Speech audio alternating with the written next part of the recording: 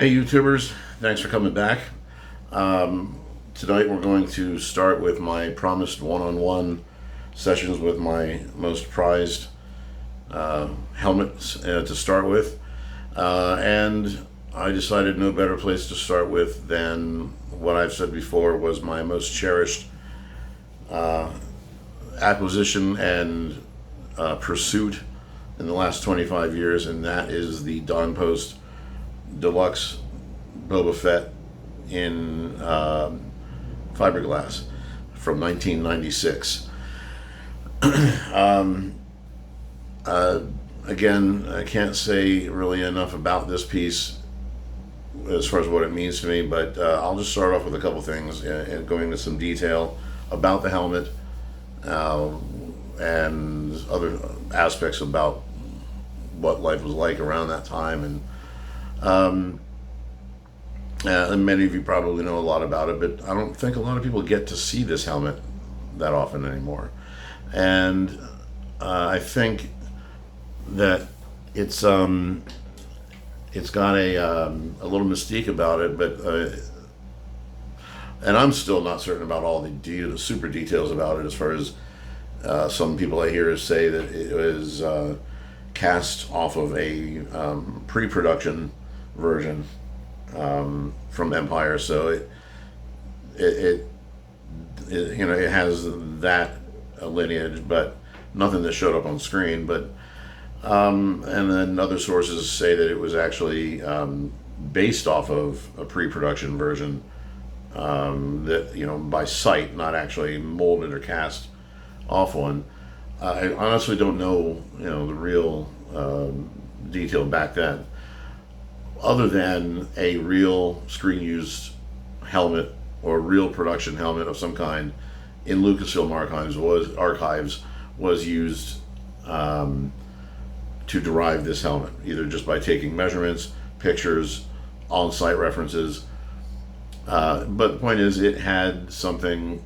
They had something available to them to make this helmet that nobody had at that point, and it shows in the helmet. The helmet is definitely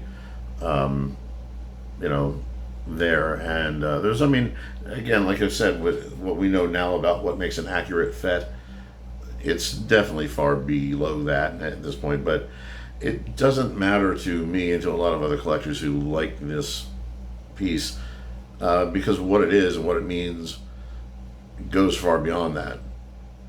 But just physically, though, in the sense of what it is, I'm just going to start off by just, giving you some fiberglass here. Nothing sounds like this.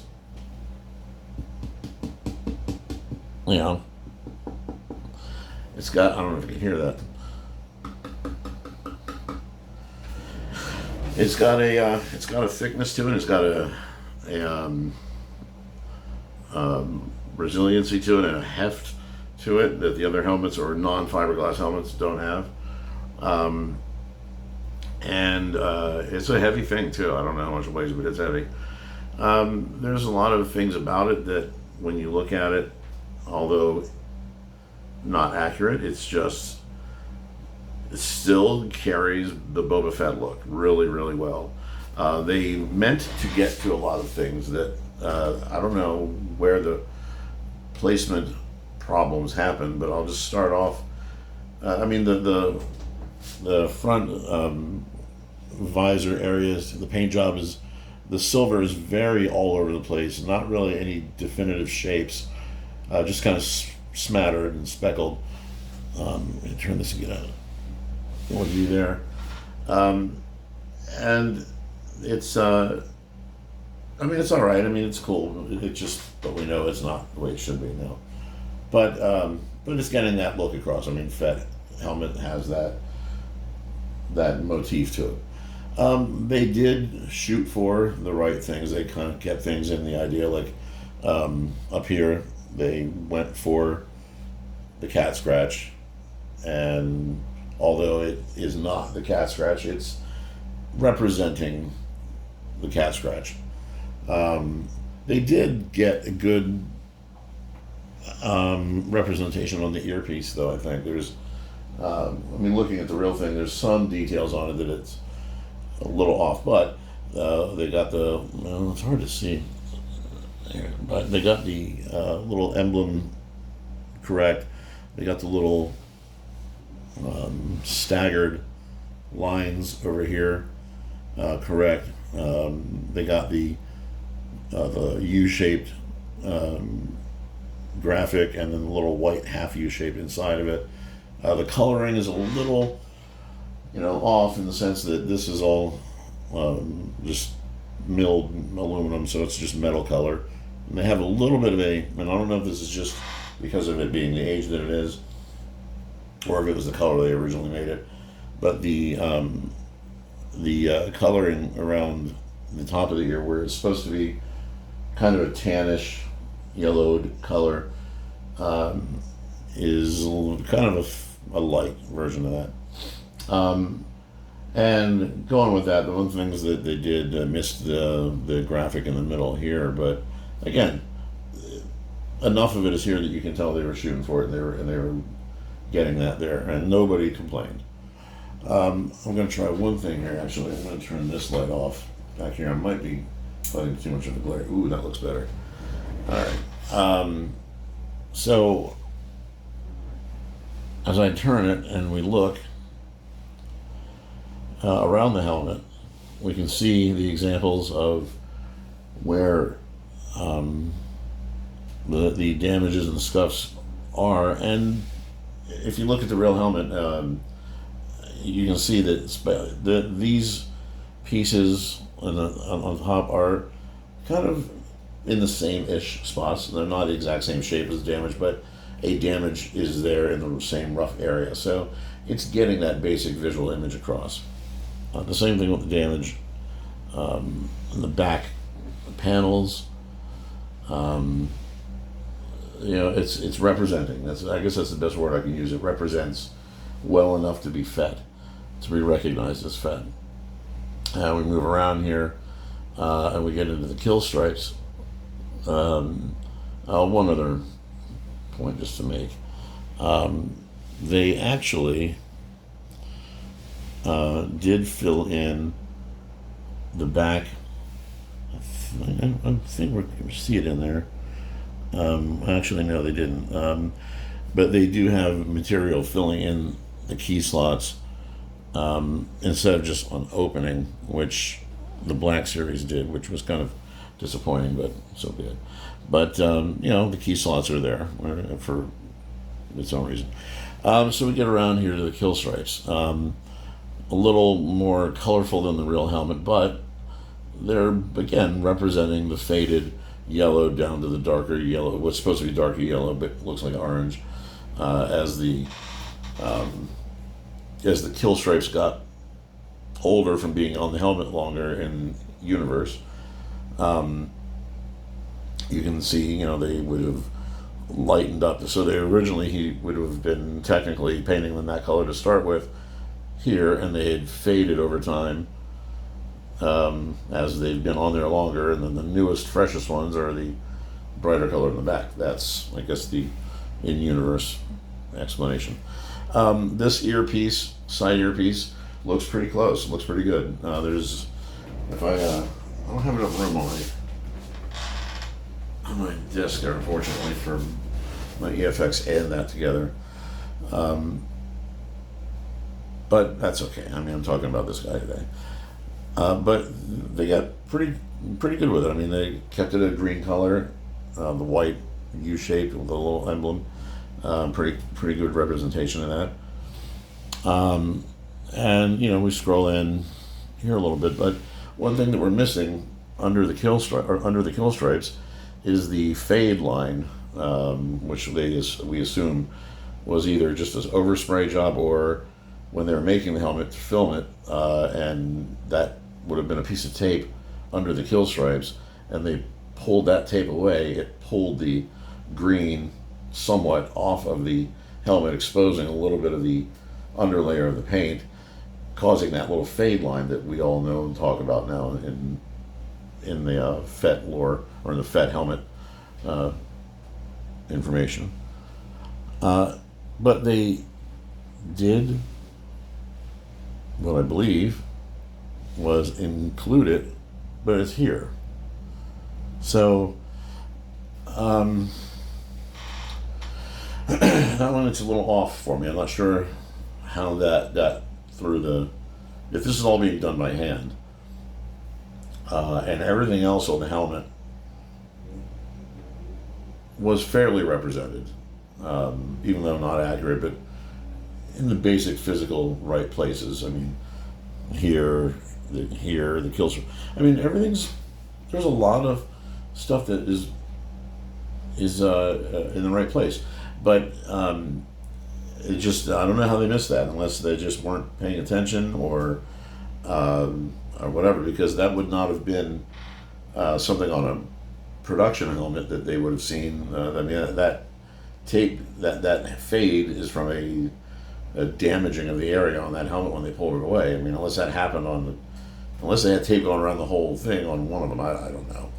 But so a little off here, but you can see at least in some of their defense, they were aware of that and they put it on there. So maybe they were just kind of churning these things out in the studio and didn't really think about it. I don't know. I do know that a lot of people have mentioned that the higher the numbers that these helmets got, the worse the paint job got, which I can assume is just that they kind of get tired and they've been doing this by hand. They haven't done something to this level before and have to be that specific every time.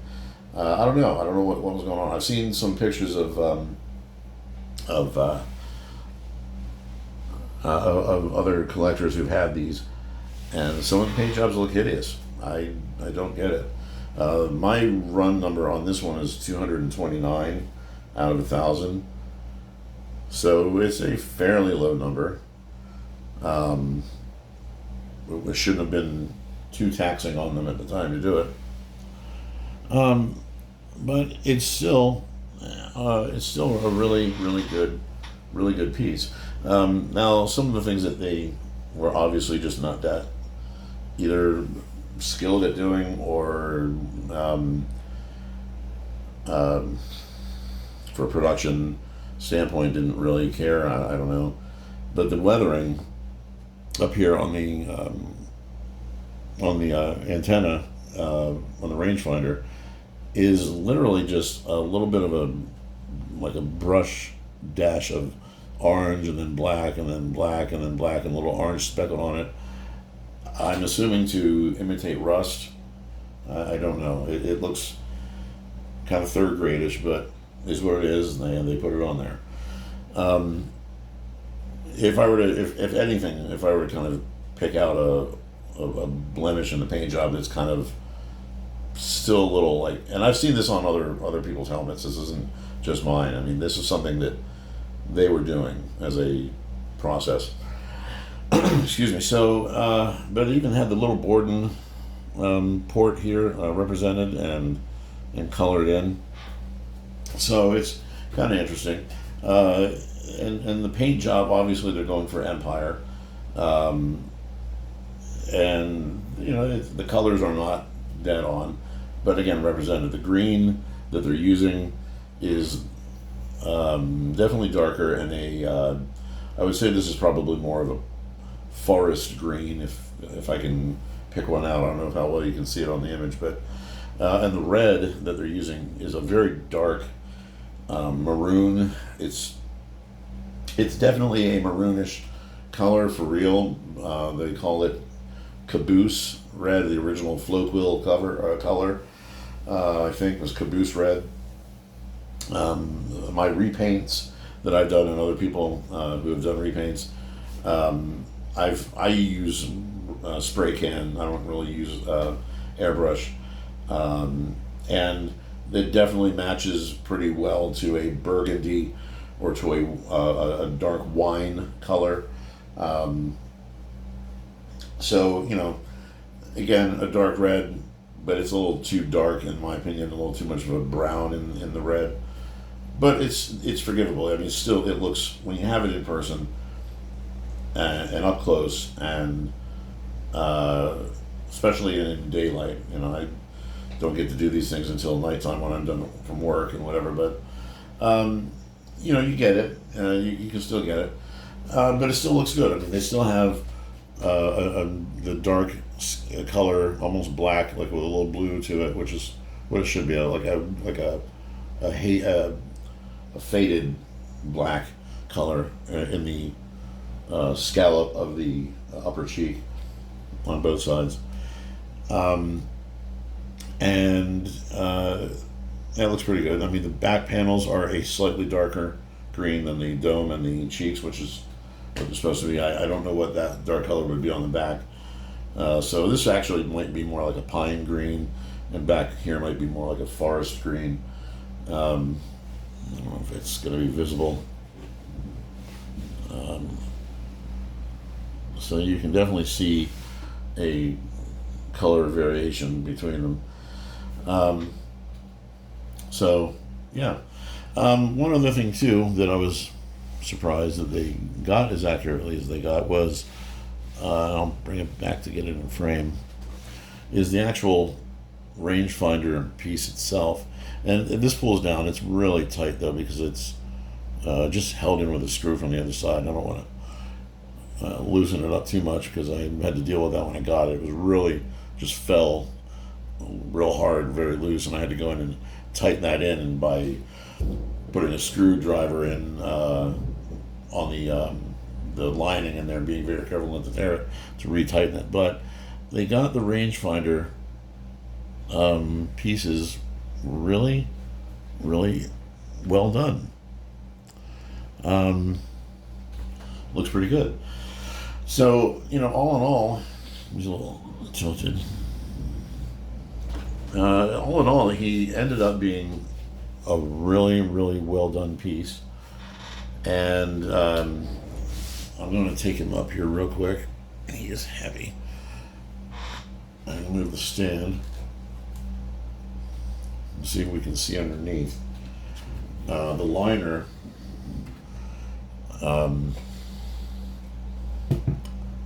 is, it's hard to see with that lighting. The liner is still in very good shape, and you can see through the little T portion of the visor. You can see through, which I never realized the bottom half of the visor is actually enclosed a part of the fiberglass shell. The only visible part of the visor is that little T area up at the top, which was a little weird, but hey, that's all right.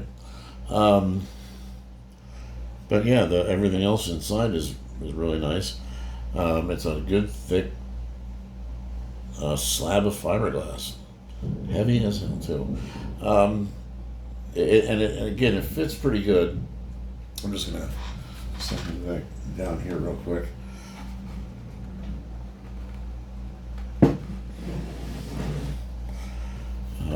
I like putting Fets on a stand, but something about the stance of them just sitting on their own just looks really cool. And this was the view of him,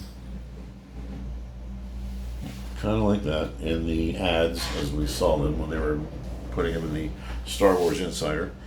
But for the most part, all in all, it is a really cool helmet.